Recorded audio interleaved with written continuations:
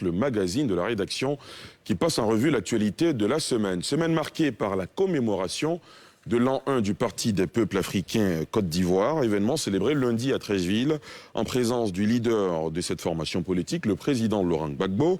Et dans le reste de l'actualité internationale, ces heurts qui ont eu lieu au Tchad, des affrontements entre partisans de l'opposition et les forces de l'ordre lors d'une manifestation contre la prolongation de la période de transition dans le pays. Voilà pour le sommaire. Avec moi en plateau ce soir pour en parler, Blaise Lasme, il est le secrétaire national technique chargé des détenus politiques du PPACI.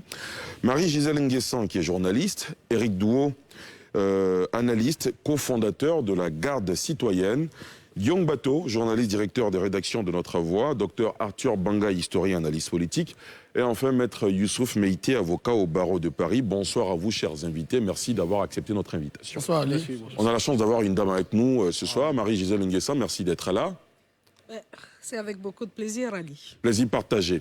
Vous le savez, messieurs, on a la chance d'avoir Blaise Lasme avec nous. Le PPACI, Parti des peuples africains, a 1 an. L'événement a été célébré ce lundi à l'occasion d'un secrétariat général extraordinaire au Palais de la Culture de Treichville.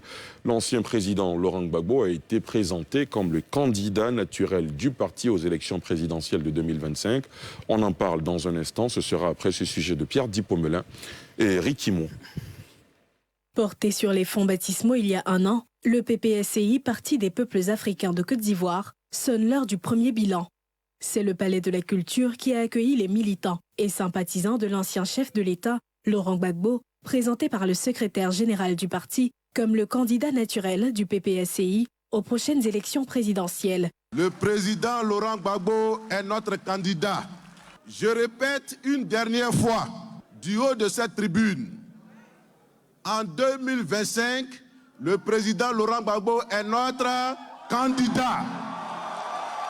Le président du parti a mis en mission ses collaborateurs en vue de l'implantation du PPACI sur l'ensemble du territoire. Il faut continuer à implanter le parti.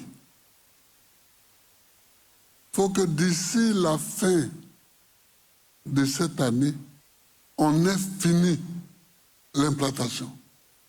Il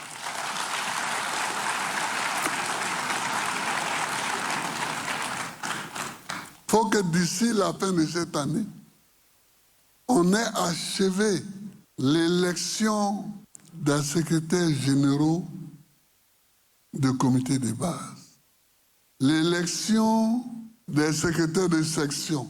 Faisant le bilan de ses activités, le secrétaire général a annoncé que le parti enregistre à ce jour 24 362 comités de base.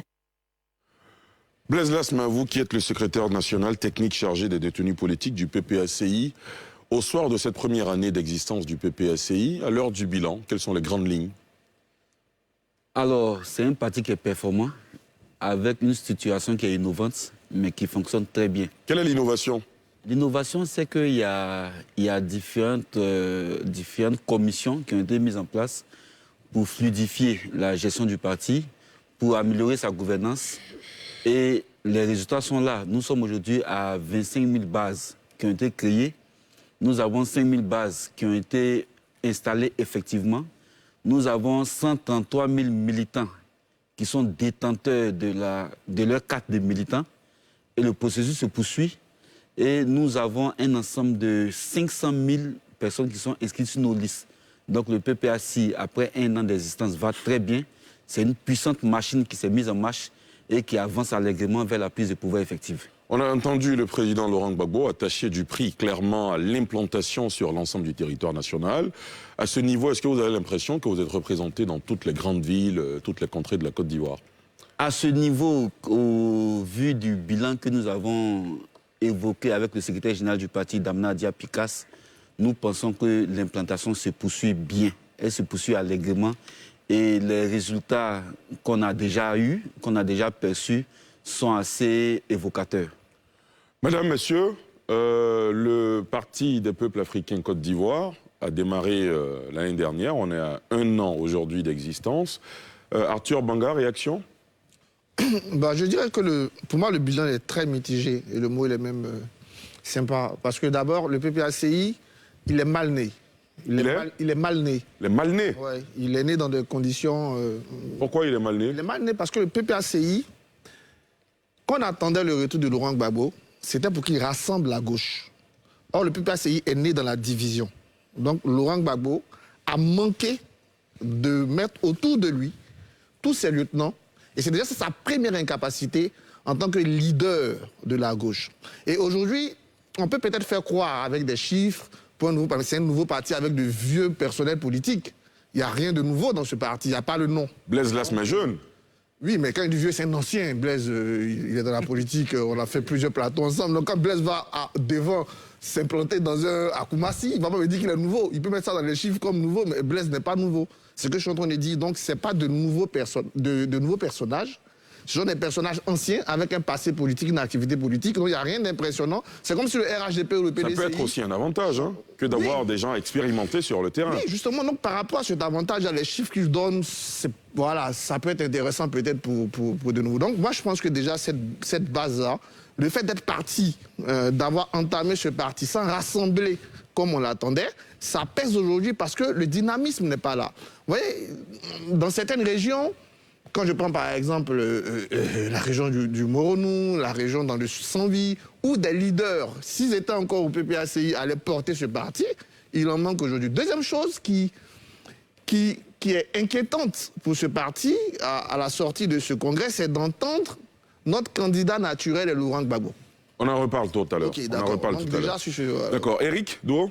Oui, bon, réaction? Je ne suis pas totalement d'accord avec Arthur Banga, parce que moi je trouve que c'est une bonne idée d'avoir créé ce parti, parce que ça nous évite une guerre fratricide et un échange qui n'aurait pas été, je pense... guerre fratricide entre qui et qui? Ah bah oui, il y avait une guerre pour la prise de la présidence du FPI qui a entraîné justement la création du PPACI, donc on aurait assisté en fait à voilà, des échanges entre d'anciens alliés, d'anciens amis, d'anciens frères, donc je trouve que c'est une bonne idée de créer le parti, parce que je voudrais qu'on évite de croire que l'émiettement de la gauche est forcément quelque chose de négatif. Moi, je pense que la pluralité politique... Pour vous, c'est une richesse? C'est une bonne chose d'avoir la pluralité politique. Moi, j'estime effectivement qu'il vaut mieux avoir un parti homogène, avec des idées homogènes, plutôt que d'avoir un grand parti avec des idées hétérogènes qui, justement, n'avancent pas. Si je dois faire une comparaison, je donnerais l'image d'une vieille guimbarde, toute défoncée, mais avec tous les passagers qui sont d'accord pour aller au même endroit, et une voiture rutilante, une jolie berline où tous les passagers veulent aller dans des directions différentes.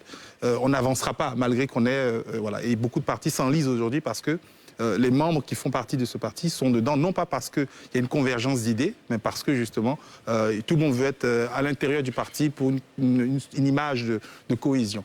Donc, sur ce point, déjà, je ne suis vraiment pas d'accord. Je pense que c'est une bonne chose d'avoir créé le parti et d'aller vers les Ivoiriens avec humilité pour leur présenter les idées. Deuxième point, ça a été dit, il y a plutôt de bons résultats, quand même. Moi, je trouve, troisième force politique du pays, 18 députés, je crois. Il y a beaucoup de partis qui aimeraient avoir ne serait-ce que la moitié. à l'Assemblée avant le parti. Ces députés-là aujourd'hui se réclament du PPACI, donc c'est pour moi un bon résultat s'ils ont été récupérés. Et donc, ça c'est vraiment un dernier point par rapport au point positif que j'ai, parce que j'ai des points négatifs aussi. Ça montre aussi que l'âge d'un parti n'a pas vraiment d'importance. Et là, j'adresse un petit message à certains de mes anciens camarades d'une formation politique pour dire que l'âge d'un parti n'a rien à voir avec son efficacité. Pourquoi? Parce que l'âge, c'est arithmétique. On calcule de l'âge du début. Ce sont des chiffres. Voilà. Alors qu'aujourd'hui, le PPACI a fait quelque chose de très intéressant, c'était de regrouper certains cadres, on l'a dit ici, et ces cadres-là ont une expérience. Donc cette expérience cumulée fait qu'ils ont effectivement 1 an, mais c'est un parti très fort et très puissant. Très bien. Alors, Maître Meïté, oui? Moi, je trouve que le bilan est plus ou moins positif. Pour un parti qui est né, ça fait 1 an. Et comme il a dit tout à l'heure, et Katina même l'avait dit lors de sa conférence, aujourd'hui, c'est la 3e force politique, avec 18 députés à l'Assemblée nationale. C'est vrai que ces députés avaient été élus avant que le PPACI ne soit créé. Sous la bannière de EDS notamment. Mais aujourd'hui, je le trouve dans le PPACI, c'est bon déjà. Et en dehors de ça, je trouve que le PPACI participe positivement, pour le moment, à la démocratie en Côte d'Ivoire. Ils font des propositions. Ils ont même créé la tribune du PPACI. C'est cela, voilà, me semble-t-il, se tient tous les jeudis. Non, chaque 2 jeudis, exactement. Jeudi en 15. Ils font des propositions. Non, ils font des critiques plutôt. C'est le reproche que j'ai fait au PPACI, c'est qu'il y a beaucoup de critiques, mais pas assez de propositions. Comme c'est un parti qui vient d'être naître, on attend ce qui va se passer dans l'avenir. Mais en même temps, ils ont énormément de défis devant eux. déjà le PPACI n'est pas représenté au niveau de la commission électorale indépendante. Donc voici un défi que le PPACI doit devoir lever, parce que quand vous voulez participer à des élections, il faudrait que vous ayez des représentants au niveau de la commission électorale indépendante. Le deuxième défi, contrairement à M. Dou, l'émiettement des voix de gauche est quand même une difficulté. Ça sera vraiment très difficile pour le PPACI, parce que lorsque le PPACI cherche à s'implanter sur le territoire national, mais il est en concurrence avec d'autres partis, comme le COJEP de Blé Goudé, le parti de Mme Simon Gbagbo. Voici le FPI qui est resté entre les mains d'Afin Guessa, qui existe aussi sur le terrain. Il va falloir quand même concurrencer les électeurs de gauche avec tout cela. Donc ça sera compliqué. Donc on attend les élections de 2023 et les élections présidentielles de 2025 pour en savoir plus. Le dernier défi qui est quand même très élevé, c'est la candidature annoncée du président Laurent Gbagbo, dont on va parler tout à l'heure. Guillaume Bateau. Oui, sur le bilan, bon, Arthur a été gentil, il a parlé du bilan mitigé. Je crois que, bon, nos amis ont avancé des chiffres, c'est très joli. On peut avancer des milliers de comités de base, mais la réalité, c'est que... Mais les chiffres, c'est aussi la réalité, Guillaume. Bon, moi, je ne connais pas les chiffres.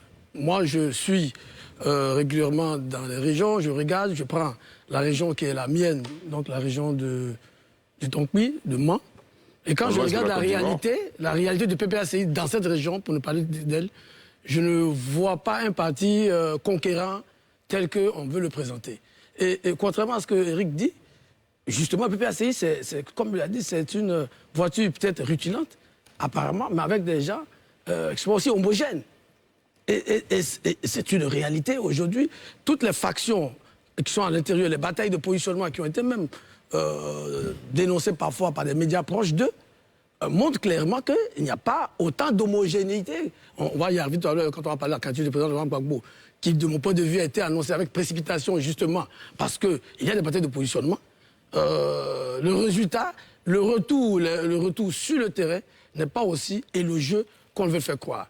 Mais bon, si ça peut contenter les uns et les autres, très bien. Marie-Gisèle, avant de redonner la parole à Blaise Lasme. Alors Ali, moi, ma position ne devrait pas vous surprendre. Il y a quelques mois, nous recevions ici le ministre Katina Koné. C'est cela. Je redis ce que j'ai dit à cette époque-là, c'est un ravalement de façade. Votre opinion n'a pas changé depuis ? n'a pas changé, c'est un ravalement de façade, c'est faire du neuf avec du vieux. On ne reconstruit pas une vie ou un parti qui a autant duré en un an, ce n'est pas possible. L'enjeu pour Laurent Gbagbo, lorsqu'il revient après la haie, c'est comme le docteur Bangal a dit, c'est de rassembler la gauche. Voilà le défi que Laurent Gbagbo avait. Et on a plutôt l'impression que Laurent Gbagbo a divisé la gauche. Alors, lorsque vous... la question que je me pose parfois, alors, on crée le PPACI parce que Afin Guessa, n'est-ce pas, semble batailler avec le chef. Mais si demain, un autre semble batailler avec le chef, on créera un autre parti? Non, la vie est une continuité. Surtout avec l'âge du chef, et vous le savez comme moi, Ali, en sciences politiques, l'âge compte. Laurent Gbagbo n'est pas au début de sa vie, il est à la fin de sa vie. On n'a pas dit qu'il est en train de partir. Mais je veux dire qu'à ce moment-là, l'enjeu n'est pas de créer un nouveau parti. Alors on peut me dire 25 000 sections, etc. Mais c'est de faire du vieux avec du neuf, du neuf avec du vieux. Et le bilan me paraît plus que mitigé. D'accord. Blaise Lasme, comment vous réagissez à toutes ces observations et développements de nos invités? Bon, il n'y a rien qui est surprenant. Hein. Il y a des diatribes qui ont toujours été l'œuvre de certains d'entre les invités d'ici, mais c'est normal. Ils sont dans... Ça fait partie du débat? Voilà, ça fait partie du débat, et puis ils sont dans leur mission qui est de déconstruire vaille que vaille, même quand... Ah bon? Oui, mais c'est là, vous faites une affirmation. Voilà. Non, mais c'est eux qui font des affirmations. Alors, dites-nous. Tiennent compte. Vous avez l'occasion là de démonter ce que vous pouvez démonter. Par exemple, M. Guillaume Bateau, tout à l'heure en parlant, il disait qu'il est du Tonkpi et que dans le Tonkpi, il ne voit pas d'avancée au niveau du PPACI. Je me demande les éléments factuels sur lesquels il se base pour donner ce genre d'affirmation. Le PPACI n'a pas fait d'activité. Guillaume Bateau, vous n'avez pas la parole. Okay, vous n'avez pas la parole. Ce que vous dites n'est pas vrai. Le PPACI fait des activités de Tonkpi. nous avons des serres dans le Tompi qui travaillent bien, qui sont réguliers sur le terrain et dont l'impact sur le terrain est perceptible. Mais la deuxième chose, le PPAC est le fruit des rassemblements. Parce qu'il y a des partis qui ont rejoint le président Laurent Gbagbo, tels que l'UNG. Il y a Stéphane Kipré. Stéphane Kipré, oui. Oui, mais c'est un parti. Qui était dans la LMP. Attention, Non, monsieur, laissez-le terminer. Voilà. En réalité, je ne fais que réagir sur ce que vous venez de dire. Vous dites qu'il y avait de la division et que la division s'est approfondie avec la mise en place du PPAC. J'ai renchéri pour dire non, au contraire, on a rassemblé. On a appelé des gens comme Armand Onien, il y a des gens qu'on a appelés. Et le PPAC est le fruit des rassemblements. Vous êtes bien d'accord qu'il y en a aussi qui sont partis. Peut-être c'est à cela qu'il faisait allusion. Partout. Non, mais c'est partout. Laissez-le terminer, oui. C'est partout. Aujourd'hui, nous avons des partis politiques qui ont connu tous les partis. Même quand vous prenez aujourd'hui le RHDP, mais les SOI sont partis du RHDP. Quand vous prenez le PDCI, avant même ça, depuis la mort du feu, il y a eu régulièrement des départs. Donc ce n'est pas quelque chose de nouveau. Le champ politique ivoirien est dynamique. Il y a des entrées, il y a des départs. Ce n'est pas quelque chose qui est forcément lié au PPAC et au président Laurent Gbagbo. Très bien. Je pense que c'est un faux procès. Sur cet élément, Arthur, oui, ensuite. C'est un faux procès, parce que Laurent Gbagbo, c'est pas n'importe qui. C'est comme si on disait... Bédier est n'importe qui, parce que les gens du PSG aussi sont partis. Ouattara aussi est n'importe qui, parce que les souris sont partis. Blaise, on le laisse parler, et puis je reviens à vous. Un seul instant. D'abord, je vais répondre d'abord au fait qu'ils ont rassemblé avec UNG. Non, tout ça, UNG, Armand Onien, EDS, tout ça, c'est ce qu'on appelle la gauche. Et cette gauche-là, elle n'avait pas son leader naturel, qui était absent. Et après, du moment où il est absent, et vous tous, y compris vous-même sur ce plateau, disiez, il va venir. Et quand il va venir, il va rassembler. Vous l'avez dit plusieurs fois ici. Il arrive, au lieu de rassembler, il prend tous ceux qui sont avec lui aujourd'hui, y étaient hier, sauf des personnes importantes. Je vais vous rappeler votre phrase. Vous avez dit vous-même sur ce plateau qu'un homme intelligent sait qu'on ne peut pas construire la gauche sans Simone Gbagbo, qu'elle aura sa place. Vous l'avez dit. Aujourd'hui, elle n'est pas là. Elle n'est pas dans le PPACI. Donc, non, mais si je suis là. Si on s'en tient à ce que vous avez dit... Dites exactement ce que j'ai dit. Qu'est-ce que vous avez dit exactement? J'ai dit de lui-même ne peut pas se priver d'une telle personne. De lui-même. D'accord. Mais elle n'est pas là, on est bien d'accord. Mais c'est pas de lui. Donc c'était l'échec.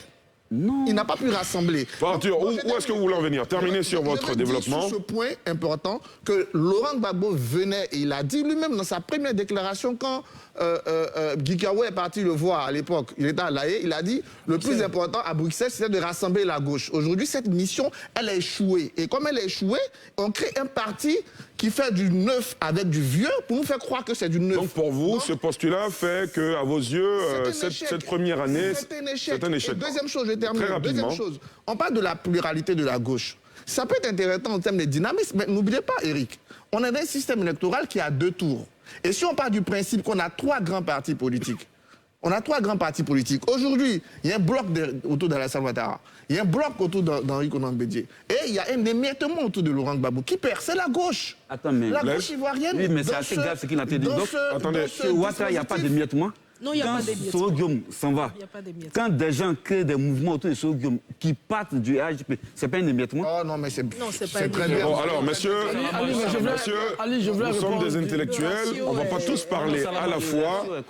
Vous avez un élément qui... S'il vous plaît, Blaise, je vous le donne la parole tout à l'heure. Je vais terminer vous avez 30 secondes dans ce cas, 30 secondes, pas plus. Je dis à Eric, surtout qui a parlé, que cet émiettement de la gauche est un danger pour la gauche. Parce qu'aujourd'hui, ça va faire que la gauche réduit ses chances d'être présente en deuxième tour, parce que je le redis, autour des autres leaders que sont Alassane Ouattara surtout et Henri Konan Bédié un peu plus, il y a beaucoup plus de blocs que derrière ce émiettement. D'accord. Blaise Laffe ne partage pas cet avis. Guillaume Bateau? Oui, Blaise a voulu le caricaturer en parlant de diatribe, bon.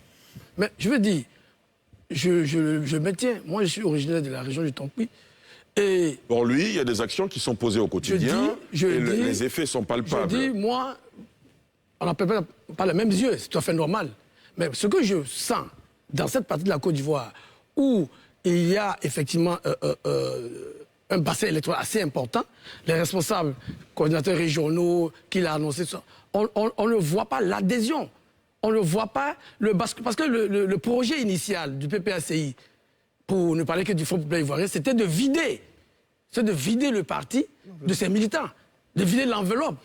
Mais aujourd'hui, il apparaît clairement qu'un an après... Le projet à la conquête du pouvoir, c'est pas de oui, mais le 9 août 2021, on parlait de la culture, c'était de vider l'enveloppe.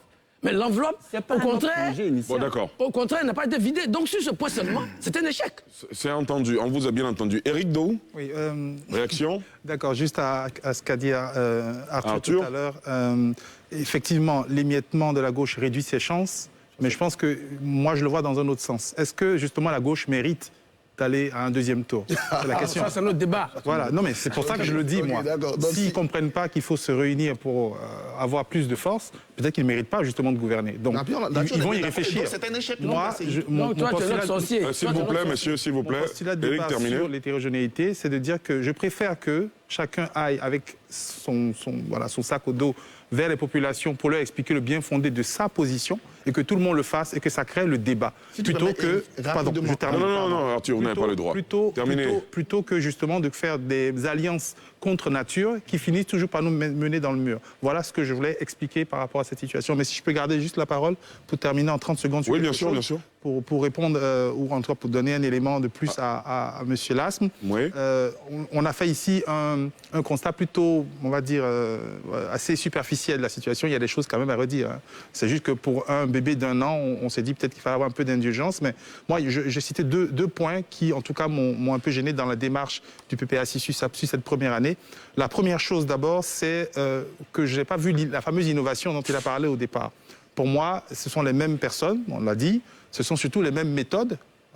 Moi, je n'ai pas vraiment vu de changement dans les méthodes de ce parti, les méthodes d'implantation.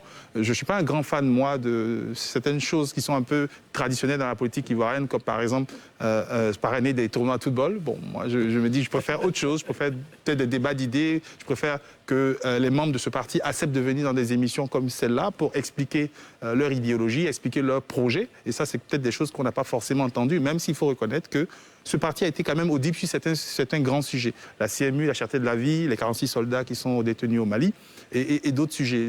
L'université, par exemple, le président Laurent Gbagbo avait parlé des universités un peu boutiques. Tous ces sujets, c'est bien mais on aimerait entendre en fait ce qu'ils ont à dire sur leur programme futur, parce que 2025, c'est quand même à nos portes.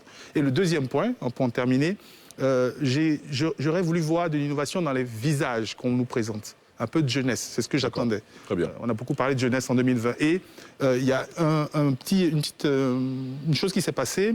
Il y avait, je crois, l'élection prévue des présidents... Des jeunes et des femmes. Voilà, des présidents. La Ligue des jeunes et des femmes. Exactement, merci pour la précision. Donc, l'élection pour la présidence de la Ligue des jeunes et Ligue des femmes. Et cette élection n'a pas pu aller à son terme parce que, bon, je ne sais pas trop ce qui s'est passé. Et finalement, les personnes ont été nommées.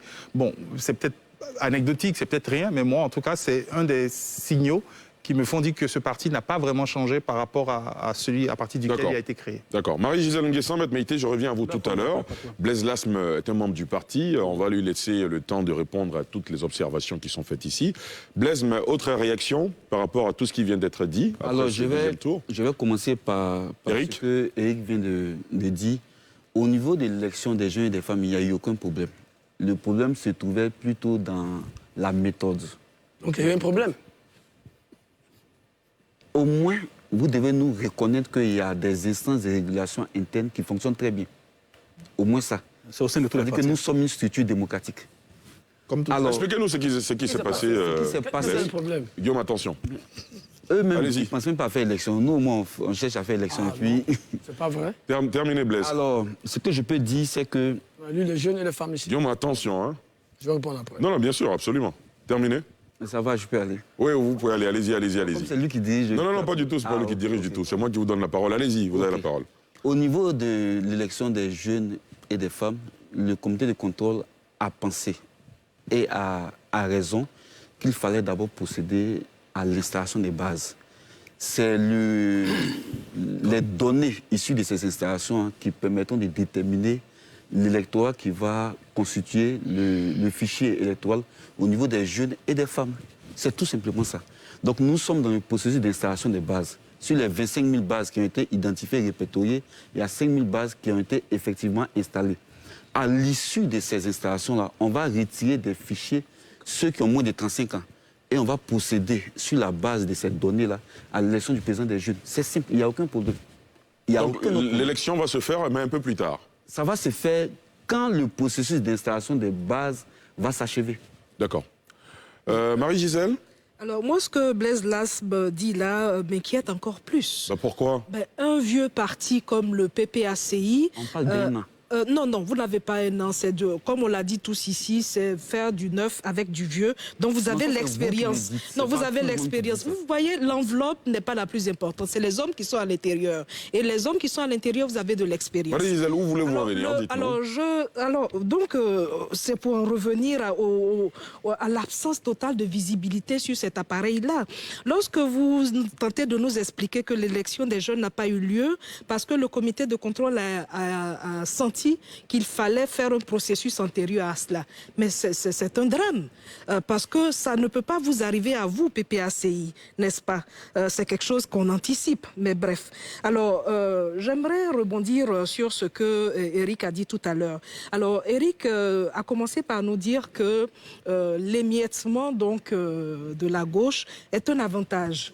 Ça signifie pluralité, que chacun aille de son côté. Et il finit par reconnaître lui-même que c'est un désavantage. Alors nous sommes vraiment perplexes face à cet appareil-là. Nous sommes perplexes. Alors, pour en revenir donc, n'est-ce pas... Allez. En attendant que Marie... Non, elle garde la main. Oui. Marie-Gisèle, vous, d'accord, très bien. Juste puisque Blaise là, semblait nous reprocher de n'avoir pas fait les élections, je vais juste lui rappeler que Liayan a été élu président de la jeunesse du Fonds populaire ivoirien et qu'à sa suite, l'ambassadeur Anne Yaouré aussi a été élu président des femmes au terme de 2 congrès différents qui ont eu lieu en Côte d'Ivoire. Juste cette précision. Voilà. Maître Meïté. Bon, enfin, je termine. Oui, d'accord. Bon, juste Marie-Gisèle en 30 Nguessan, secondes. terminé. Donc, il n'y a pas eu d'élection des jeunes et des femmes pour un parti qui se veut démocratique et super démocratique. Blaise Lasme, ce n'est pas bien. Alors, tout à l'heure, vous sembliez dire que nous sommes là pour, n'est-ce pas, réveiller des diatribes et que nous aurions été donc envoyés pour cela. Non, acceptez la critique.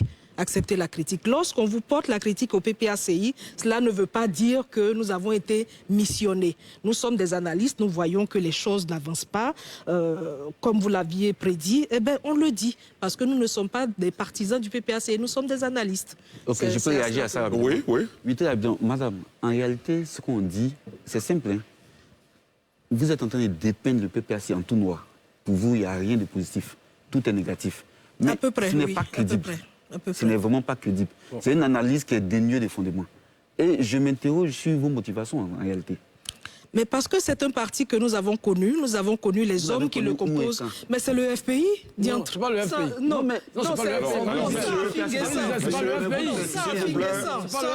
Madame, restez concentrée. Le PPACI est né, ça fait 1 an. Le PPACI a une visibilité. Quand un analyste ose me dire ici sur ce plateau que le PPACI n'a pas de visibilité, mais il y a un problème. Il y a un problème. Non, ça dépend aussi de un ancien militant PPACI a dit que l'avenir était broussailleux. Attention. Quel avenir qui est broussailleux? Je dis un ancien militant PPACI, Franck Anderson Kouassi. Non, vous avez parlé... Bon, monsieur, c'est Franck Anderson Kouassi. Oui, mais il a dit que l'avenir était broussailleux. Monsieur, voilà. Ça compte pas qui peut donner quel avis. Monsieur Guillaume Bateau, attention. Nous n'en voyons pas. Marie-Gisèle, merci. Blaise Lasme, merci. Maître Meïté, allez-y. je me dis que... Nous n'en voyons pas, nous ne militons pas au PPACI, nous n'en voyons pas. Je vous comprends. S'il vous plaît, on poursuit le débat. Toutes ces difficultés que les uns et les autres relèvent aujourd'hui par rapport au PPACI, à mon avis, c'est dû au fait que ce parti a été créé dans la précipitation. Donc, il n'y a pas eu d'anticipation. Le président Gbagbo, quand il est venu, il a constaté qu'il n'allait pas facilement reprendre le FPI. Donc, finalement, que de batailler, ou bien de chercher à réconcilier les deux camps, ou bien de chercher à calmer les choses pour que tout le monde se regroupe autour de lui, il a préféré créer le PPACI. En dehors de ça, il faut reconnaître que le PPACI existe depuis 1 an. C'est ce qui est dit officiellement. Absolument. Et nous, on s'en tient à cela. Mais déjà, pour un parti qui a 1 an, je souhaite qu'on leur laisse le temps quand même de marcher. Parce que quand un parti politique est comme un nouveau-né, il vient de naître, ils apprennent à s'asseoir, ils apprennent à faire les 4 pattes et puis marcher. Donc, il faudrait qu'on soit un peu indulgent, les juger sur les actes. Maintenant, moi, le reproche que n'a même pas besoin d'indulgence. Voici un parti qui a 1 an. On vous parle du nombre de bases, on vous parle du nombre de militants. Attendez, je n'ai pas encore fini. Allez, moi, je suis indulgent Parce que je vois qu'il y a quand même quelques innovations. On a parlé de la tribune tout à l'heure, ça n'existe pas dans les autres partis politiques. Vous avez fait, c'est bien. Vous faites des critiques, vous parlez de la cherté de la vie, vous parlez de l'inondation, vous parlez de diplomatie agressive que je ne partage pas. Mais au moins, vous critiquez, vous participez. Et on fait aussi des propositions. Voilà. Non, les propositions, on n'en voit pas. Concernant le péage de Bassam, on a fait des propositions. Mais vous avez dit que c'est grâce à vous, ça a été réduit. C'est ce que vous avez dit. Vous avez dit que c'est grâce à vous que le gouvernement a pris en compte la réduction du péage. Au moins, on a fait des propositions. Pour les riverains. Au moins, nous avons fait des propositions. Oui. On a fait des propositions sur le prix d'achat de l'EVA. On a fait différentes propositions sur différents sujets. Bon, d'accord. On l'a bien compris, messieurs. L'un des temps forts de cette célébration de l'an 1 du PPACI, c'est bien sûr cette déclaration, vous l'avez entendu tout à l'heure, du secrétaire général du parti, Damana Adia, qui a dit « Laurent Gbagbo est le candidat naturel ». Il est notre candidat naturel pour 2025. 2025, Blaise Lasp, c'est encore dans 3 ans. Est-ce que ce n'est pas trop tôt? Vous, quelle est votre perception par rapport à cette annonce qui a été faite déjà avant d'ouvrir le débat? Mais Damana Adia Pikas a dit ce que nous tous voulions. C'est ce que nous espérons en tout cas. Nous espérons que Laurent Gbagbo puisse se présenter parce que nous pensons qu'au niveau du PPACI, c'est notre meilleur cheval. Tout en sachant qu'il n'est pas éligible. Tout en sachant qu'il n'est pas éligible. Éligible. Est-ce qu'il est éligible actuellement? Mais pourquoi il ne serait pas éligible? Ah bon, c'est moi qui pose la question. Laissez Blaise terminer. Mais pourquoi il ne serait pas éligible? Alors vous mettez sur la table la question de l'éligibilité. L'éligibilité, oui. D'accord, moi je peux en parler, il n'y a pas de souci. Bah ouais, allez-y rapidement. D'abord, 2 choses. Avant d'en parler, Blaise, si moi particulièrement, on peut être dur avec le PPACI, c'est parce que quelque part, il y avait beaucoup d'espoir dans ce dynamisme. Et on n'a pas dit que quand je dis que c'est mitigé, il y a des choses positives. La tribune, c'est positif. Ça, je le dis très clairement. Je la lis tous les jeudis et je trouve qu'en ce terme-là, c'est quelque chose d'assez novateur. Je reprochais justement la pauvreté du débat politique. Je pense qu'il y a un effort qui est fait là-dessus. Deuxième chose que je peux trouver positif, et d'ailleurs tu l'as mal justifié, c'est sur cette innovation qui est de faire descendre des élections jusqu'à la base, jusqu'au plus petit comité de base. Il a posé, mais c'est déjà très bien de le faire. Il ne le faisait pas avant. Quand ils le font, c'est quelque chose d'intéressant. Mais quand on finit ça, on est obligé de dire aussi qu'il y a des choses qui ne marchent pas. Et moi, je dis, la façon de démarrer, elle a été négative. Et ça pèse aujourd'hui dans le dynamisme de ce parti. Parce qu'aujourd'hui... Est-ce qu'il y a un élément qui vous permet de mesurer le dynamisme du PPACI? C'est quoi ces éléments de parti? C'est 18 députés, ce qui est famélique. Mais il n'y a pas eu d'élection. Non, mais vous dites ce que vous dites. Non, ce que Blaise Lasp est en train de dire... Il n'y a pas eu d'élection. Donc, sur quel élément vous vous basez? S'il vous plaît, messieurs. C'est vraiment... Il faut qu'on dise des choses qui sont assez claires. Moi, j'étais hier à Divo, je suis à Boisseau, on entend des choses. Non, les affirmations gratuites... Revenons, messieurs. Quelqu'un qui dit, j'étais dans le Tompi, il n'y a pas PPACI. Vous dites que hier, je vous ai déjà dit... Je ne pas dit qu'il n'y a pas PPACI, on ne le voit pas. On veut des éléments. Nous, on vous donne des éléments. On vous donne des chiffres. On vous donne des comités de base qui ont été installés. Il y a le comité de base dans le Sambi. Dans le Sambi. Mais je n'ai pas les chiffres par département. J'ai les chiffres. Et vous avez les chiffres au Sambi. Je n'ai jamais entendu une seule activité. Mais ça dépend des lieux que vous fréquentez. Mais je dis que j'ai fait 2 semaines. Mais ça dépend des lieux que vous fréquentez. Monsieur, évitez de faire une fixation sur ce sujet en particulier. La candidature annoncée du président Laurent Gbagbo, Maître Meïté parlait d'éligibilité. Blaise Lasp voulait comprendre. Vous avez abordé cette question, mais vous n'êtes pas allé au bout. Allez-y rapidement. S'il vous plaît, Maître Meïté. S'il vous plaît. Que le PPACI décide que Laurent Gbagbo soit le candidat naturel ou le candidat, c'est leur droit. Mais en même temps, il ne faut pas avoir cette cécité que Blaise est en train de manifester. On voit très bien, puisque le président de la CEI l'a dit, il n'est pas sur la liste électorale. Donc il ne peut pas être éligible. Il ne faut pas mentir aux militants. Il faut leur dire clairement, Laurent Gbagbo est notre candidat naturel, mais actuellement on est en train de parler là. Si les élections c'est demain, il n'est pas éligible parce qu'il n'est pas sur la liste électorale, parce qu'il est sous... il a bénéficié que d'une grâce qui n'a pas annulé son casier juridique. Oui, donc clairement il n'est pas candidat. Il ne peut pas être candidat aujourd'hui. Ça n'empêche pas que demain il soit candidat et c'est peut-être à partir de là que vous allez mettre une stratégie en place pour lui dire la prochaine fois que tu vas croiser Alassane Ouattara par exemple, au lieu de te mettre au garde à vous, il faut plutôt parler de la candidature, d'une loi d'amnistie. Votre groupe parlementaire peut initier une loi d'amnistie. Mais commencer à dire qu'on ne sait pas qui est éligible, c'est comme ça que vous trompez les militants. Il faut dire aux militants la réalité. Et moi, j'ai dit aux militants du PPACI la réalité. La réalité, c'est qu'aujourd'hui, on est en train de vous parler, Laurent Gbagbo ne peut pas être candidat parce qu'il n'est pas sur la liste. Arthur Banga, on vous a entendu. Éric Do. En ce moment, réfléchissez à comment on fait pour qu'il soit candidat. Sinon, vous allez boycotter. Arthur, je suis obligé de vous arrêter. Je vous arrête. Éric Do, allez-y. Oui, 2 points que je veux soulever déjà par rapport à cette question du candidat naturel. Je l'ai entendu. Moi, ça ne m'a pas forcément choqué. J'estime que c'est une décision du parti. Ils ont le droit de décider de le faire. Et justement, l'État et ses démembrements vont décider si c'est faisable, pas faisable. Bon, ça, c'est un autre débat. Mais je reconnais quand même que c'est assez inquiétant. Moi, je ne pars toujours du principe que je fais confiance. Je me dis que c'est un parti avec de grands messieurs qui sont assez intelligents et lucides pour savoir qu'aujourd'hui, comme Arthur l'a dit, le président Laurent Gbagbo, n'étant pas sur la liste électorale, n'est pas éligible. Mais peut-être qu'ils ont prévu de faire autre chose. Mais moi, ça m'inquiète dans un certain sens. Parce que ce qui m'inquiète, moi, c'est de me rendre compte que la politique ivoirienne ne change pas vraiment. C'est-à-dire qu'on va faire des débats d'éligibilité des uns et des autres. On l'a fait au moment de ça la court depuis 2000. Du président Ouattara. Il y avait un problème d'éligibilité. Après, il y en a eu, je crois, en 2015. Après, en 2020, il y en a eu. Maintenant, il va y en avoir en 2025. C'est toujours les mêmes choses. Et pour moi, qui veux faire avancer les choses, pour moi qui suis un chantre du progressisme, ça m'énerve un peu de voir que 5 ans après, on va revenir faire encore les mêmes choses. On va nous demander d'aller, pardon, je termine, on va nous demander d'aller dans la rue encore pour forcer la main à ceci. On va inventer des exceptions pour ramener un gars inéligible en éligible.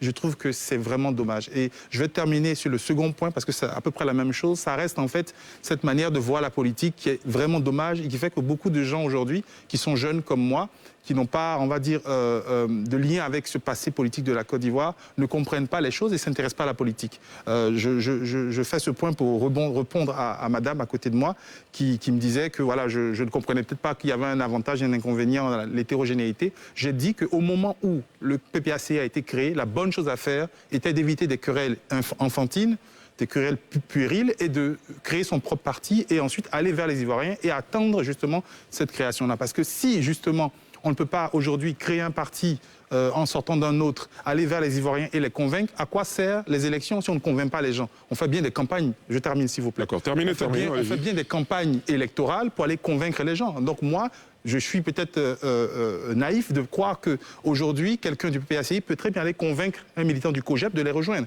Ou le contraire, parce que c'est ça aussi la démocratie, se convaincre. Et donc je voudrais dire que si demain on ne doit pas être à fond sur ses convictions et peut-être se détacher, pourquoi on ne ferait pas un parti unique et revenir comme en 1960? C'est cela. Guillaume? Oui, j'aime bien le mot de Blaise. C'est ce qu'ils espèrent. C'est ce que nous espérons.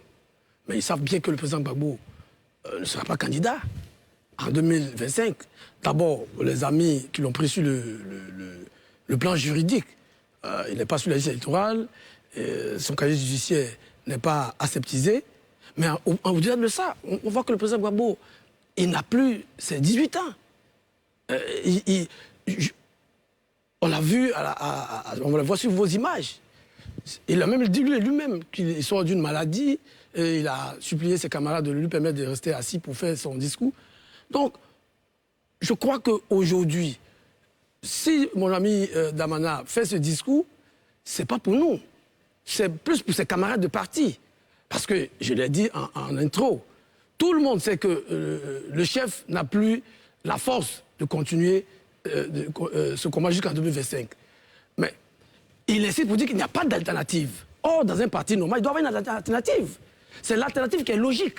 Mais il le dit en s'adressant à ses camarades pour dire, s'il y a parmi vous quelqu'un qui espère que, comme on voit vivement que notre chef ne pourra pas, il espère qu'il sera candidat à la place du chef, n'y pensez pas. Pour vous, c'est pour réduire les velléités de positionnement à l'intérieur du parti. Parce qu'aujourd'hui, quand on regarde le président Gbagbo, avec le parcours qui a été le sien, ce à quoi il devait pouvoir aspirer, c'est un repos bien mérité. Et non se lancer dans une campagne présidentielle à travers la Côte d'Ivoire, après tout ce qu'il a vécu. Donc je pense que, et je l'ai dit, Blaise a bien campé la situation. C'est l'espoir qu'on fait entretenir au sein du PPACI en sachant très bien que ça ne va pas arriver. On va permettre à Blaise de réagir là-dessus. Blaise, là, il y a un fait... Je reviens sur 2 propos. Dites. D'abord sur ceux de Arthur Banga et puis son acolyte... Acolyte? Oui, mais parce que vous parlez du président Laurent Gbagbo avec quand vous parlez de Gbagbo, ayez un peu de respect. On t'a vu parler de Ouattara ici. Non, ayez un s'il vous peu plaît, de monsieur. respect. Il y a des choses qu'on ne peut pas tolérer. Monsieur, s'il vous plaît, monsieur. On parle des Monsieur, mais vous êtes des acolytes. calmez-vous, s'il vous plaît. Monsieur, on est en train de faire un débat de haute portée. Arthur Banga, Guillaume Bato. Non, il n'y a pas de problème, mais c'est moi qui ai la parole en ce moment. Guillaume Bato, Arthur Banga, vous vous calmez. On va se calmer, on va faire attention aux mots qu'on utilise. On ne peut pas parler de Gbagbo on va faire un débat. Au lieu des partis faits. S'il vous plaît, monsieur Arthur Banga, attention. Ne parlez pas de Gbagbo, ces thèmes-là. Mais ça, c'est des choses qu'on ne peut pas accepter. Arthur, attention. Arthur, mais vous n'avez pas la parole. Je n'ai pas dit qu'on était à l'église. Après, vous aurez la parole. Mais un intellectuel, au lieu de raisonner, tu es en train de parler de l'âge de quelqu'un. Blaise Glass, il est fatigué. Lui, il t'a dit qu'il était fatigué. On ne parle pas de l'âge de quelqu'un dans un débat. Madame. Marie-Gisèle, attention. Vous n'avez pas la parole.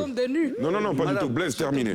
On est en train de faire des analyses sur la situation du PPACI un an après. Et on va dire que le chef du PPACI, il est fatigué, comme s'il y avait un élément factuel sur lequel il pourrait s'appuyer pour dire qu'il est fatigué. Bon, c'est leur avis. Voilà, moi-même, je sors des maladies, ça ne veut pas dire que je suis vieux ou moribond. Voilà, donc je pense qu'il y a des mots qu'il faut éviter de prononcer. Monsieur, faisons plus attention aux mots. On est bien d'accord. Blaise Glass, un fait qu'ils ont évoqué, Laurent Gbagbo n'est pas présent sur la liste électorale. Pour eux, à leurs yeux, selon leur grille de lecture, il n'est pas éligible. Réaction? Mais pour nous, le fait que Laurent Gbagbo ne soit pas présent sur la liste électorale est une hérésie. C'est un problème qui nécessite qu'on se mobilise.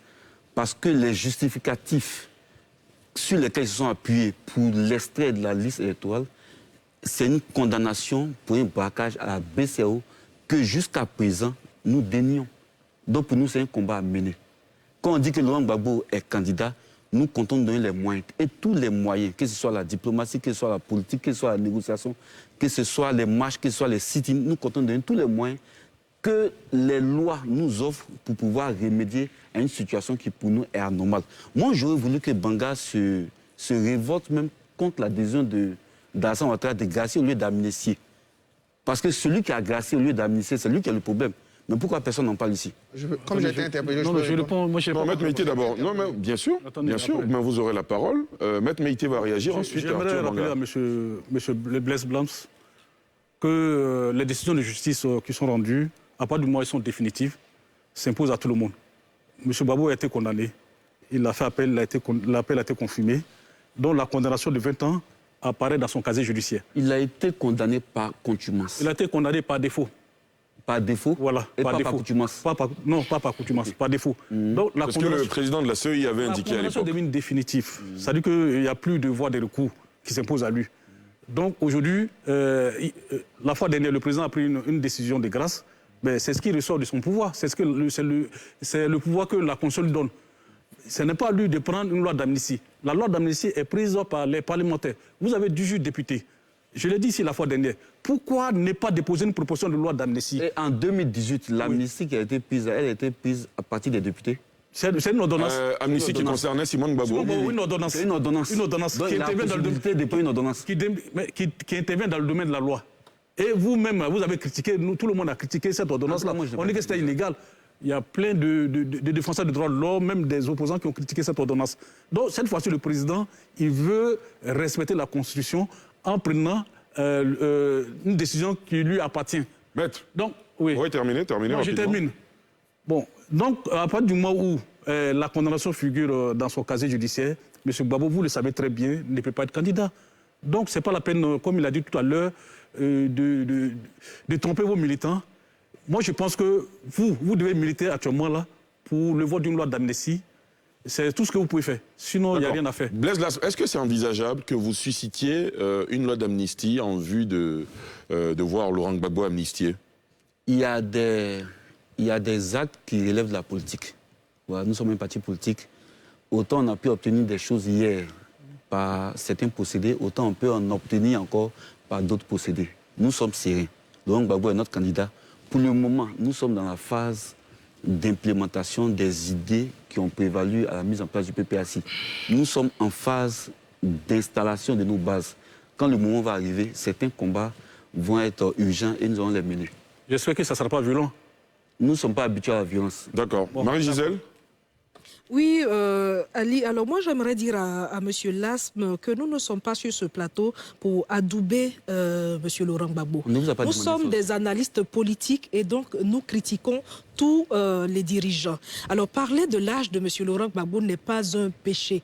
Parler de sa forme physique n'est pas un péché. Il s'agit d'un pays qu'il faut diriger. Donc nous, analystes, nous regardons tout cela. Maintenant, je suis d'accord avec vous que vous désignez Laurent Gbagbo comme votre candidat naturel. C'est votre chef, c'est votre guide. J'attendais, n'est-ce pas, que vous m'expliquiez comment il serait éligible en 2025. Je pense que vous l'avez fait. Donc, allez, je passe. D'accord. Guillaume Bateau. Oui. Ça dit que, Marie l'a dit, je crois que nous sommes ici, nous ne sommes pas dans une salle de classe. Nous sommes sur un plateau de télévision. Et chacun, Blaise peut décider de fermer les yeux sur la forme physique du président Gbagbo. Mais il ne peut pas nous fermer nos yeux à nos places. Nous voyons bien. Vous fréquentez Laurent Gbagbo? Je n'ai pas besoin de le fréquenter. Moi, je connaissais Gbagbo avant vous. Donc, c'est même pas ça que le débat. Moi, quand je connaissais Gbagbo, vous étiez peut-être à l'école primaire. Donc, non, ça, je dis... Monsieur, ce n'est pas ça l'objet du débat. Monsieur, ce n'est pas ça l'objet du débat. Nous le voyons. Là, s'il te plaît, je peux parler. Ce n'est pas ça l'objet du débat. Blaise, on le laisse terminer et puis vous aurez la parole. On ne peut pas faire un débat sur l'aspect physique de quelqu'un. Pourquoi pas? Guillaume, non, c'est pas ça l'objet du débat. C'est pas ça l'objet du débat. Non, mais sois un peu sérieux. Alors, je disais que nous sommes obligés de constater que nos amis du PPACI, sachant très bien les obstacles qui se dressent devant la candidature du président Laurent Gbagbo, veuillent maintenir artificiellement cette candidature, je l'ai dit, pour des questions plus de cohésion interne. Sinon, ils savent. Maintenant, on a posé la question à M. Lasme, il n'a pas répondu. Pourquoi le groupe parlementaire du PPACI ne prend pas l'initiative de cette proposition de loi et attend de finir de lire ses bases? Il a donné son élément de réponse. Donc, je dis que c'est plus pour des raisons de cohésion interne que cette candidature est précise. Parce que, tu l'as dit, on n'annonce pas, on ne fait pas un secrétariat général extraordinaire 3 ans avant l'élection présidentielle pour annoncer une candidature. Je suis désolé. Blaise, c'est la question que j'allais vous poser. C'est pas trop tôt? Non. D'accord. Non. Il y a les élections locales à venir, notamment en 2023, dans quelques mois seulement. Est-ce que vous les préparez? Est-ce que vous aurez des candidats? Il y a des choses qui révèlent de la stratégie. C'est cela. Naturellement, tout le monde ne peut pas comprendre ce qu'on est en train de faire, mais il y a des choses qui révèlent de la stratégie. Nous savons pourquoi nous avons annoncé ça maintenant. Mais pour que Laurent Gbagbo soit le candidat même du parti, on va aller à une convention. C'est la convention qui va le désigner. Nous avons fait une annonce et nous allons travailler jusqu'à ce qu'on puisse obtenir toutes les conditions pour qu'en 2025, Laurent Gbagbo se présente et gagne les élections. Très bien. Blaise Lasme, autre sujet. Éric Daoud parlait tout à l'heure d'innovation, vous-même vous l'avez suggéré dans votre propos introductif. Les jeunes de plus de 18 ans, et même qui ont 18 ans en Côte d'Ivoire, ils sont nombreux. Quelle est l'innovation dans l'approche, dans la démarche pour inviter ces jeunes-là à rejoindre les rangs du PPACI, à s'engager en politique et à s'intéresser à vos propositions pour l'amélioration des conditions de vie des populations? Ok, au point de vue structurel d'abord, nous avons mis en place un secrétariat général adjoint chargé de l'intégration et du recrutement des nouveaux majeurs. Du recrutement et de l'intégration des nouveaux majeurs. Ça, c'est de façon structurelle. Nous avons mis en place des secrétariats nationaux techniques chargés aussi des nouveaux majeurs. Déjà, ça dénote de notre volonté de pouvoir parler à ces jeunes-là. Nous avons initié un séminaire en interne afin de nous approprier les éléments de langage et ce qu'il faut pour aller vers ces jeunes-là. C'est des choses qu'on a fait, mais comme je le disais, nous sommes à 1 an. Nous sommes encore en phase d'implantation.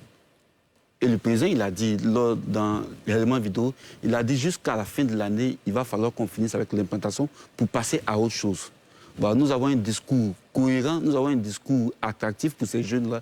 On attend de finir avec l'implantation et puis on va lancer ce qu'il faut pour que tous les éléments puissent se mettre en bonne pour que notre parti soit plus fort et plus performant. Très bien. Arthur? Oui, rapidement, 2 choses. D'abord, je ne crois pas avoir manqué le respect à Laurent Gbagbo en parlant de lui. Et si Blaise Lasme a vu du manque de respect, je ne vois pas où. Après, il peut pas parler directement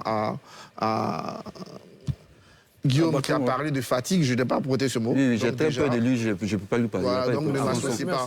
Ensuite, deuxième chose, s'il vous plaît. Non, si je peux être à côté de Guillaume, je suis très fier d'être à côté de Guillaume. C'est quelqu'un pour qui j'ai beaucoup de respect, d'admiration. Arthur, passons là-dessus. Non, il fallait que je revienne dessus. Après, il a dit c'est une hérésie pour vous. Mais les lois de la Côte d'Ivoire, ce n'est pas vous. Chacun peut penser ce qu'il veut. Ça peut être une hérésie que Laurent Gbagbo soit condamné. Ça, chacun a son opinion. Mais ce qui compte à la fin, c'est ce que l'État de Côte d'Ivoire décide. Et pour l'instant, l'État de Côte d'Ivoire est très clair là-dessus. Laurent Gbagbo n'est pas éligible. Voilà. Donc, il ne faut pas s'arrêter à son hérésie.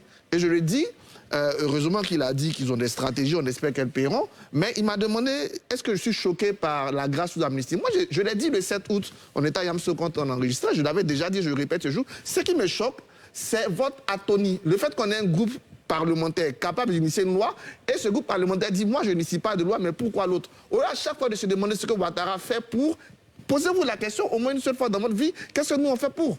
Au lieu de pleurnicher, Ouattara n'a pas, le président Ouattara s'est arrêté une grâce. Au bout d'un moment, dites à vos députés de se réveiller et arrêter de pleurnicher et travailler pour que votre rêve, votre espoir devienne réalité, au-delà de votre hérésie. La preuve qu'on ne pleurniche pas. Nous, on dit que Gbagbo Laurent est notre candidat. C'est vous qui pleurnichez, finalement. Non, parce que c'est pas non, il n'est pas éligible, mais c'est vous qui pleurnichez. Vous l'avez dit en 2020, vous avez terminé Monsieur, par un boycott. on dit que Gbagbo est notre candidat. Vous l'avez dit en 2020. Et puis qui pleurniche? Monsieur, vous l'avez dit en 2020, ça a terminé par un boycott. Donc moi, j'ai pitié pour vos militants, parce que vous êtes en train de prendre cette voie encore. Non, on n'avait pas pitié pour des militants qui savent ce qu'ils veulent. En 2020, ils ont été qui sont cohérents, qui sont constants et qui sont très lucides. Alors, monsieur, je suis bien obligé de vous arrêter. Arthur, on est obligé de ça. Les militants en 2020, oui, d'accord. Ils prennent la voie de la tromperie encore en 2025. Très bien, très bien. Alors, messieurs, avant de vous laisser partir, Blaise Lasme, vous êtes le parti des peuples africains, avec une forte dimension, en tout cas affichée pour le panafricanisme. La sous-région ouest-africaine est marquée par plusieurs crises, notamment des coups d'État au Burkina Faso, au Mali et en Guinée. Votre regard là-dessus, comment vous réagissez à ces coups d'État à l'heure justement où vous faites l'effort de promouvoir le panafricanisme, c'est-à-dire que les peuples doivent se regarder dans le sens d'aller de l'avant? D'abord, par principe, les coups d'État, c'est des mauvaises choses. C'est des choses qu'il faut condamner et c'est des voies d'accès au pouvoir qui ne sont pas recommandables. Mais il faut aller plus loin. Il faut pousser la réflexion pour essayer de savoir pourquoi dans l'Afrique francophone, il y a cette succession de coups de force. Donc je pense qu'à ce niveau, le président il a été assez clair. Il a dit qu'il faut qu'on pousse la réflexion. Il faut qu'on essaie de comprendre les éléments qui ont prévalu à ces escalades-là. Mais par principe, le coup d'État, ce n'est pas une bonne chose. Très bien. Merci beaucoup. Maître Meïté, vous insistez, je voulais ajouter quelque chose sur la candidature de Gbagbo. Permettez-le-moi. Oui, rapidement. Je pense que la situation aussi a été créée par l'administration ivoirienne.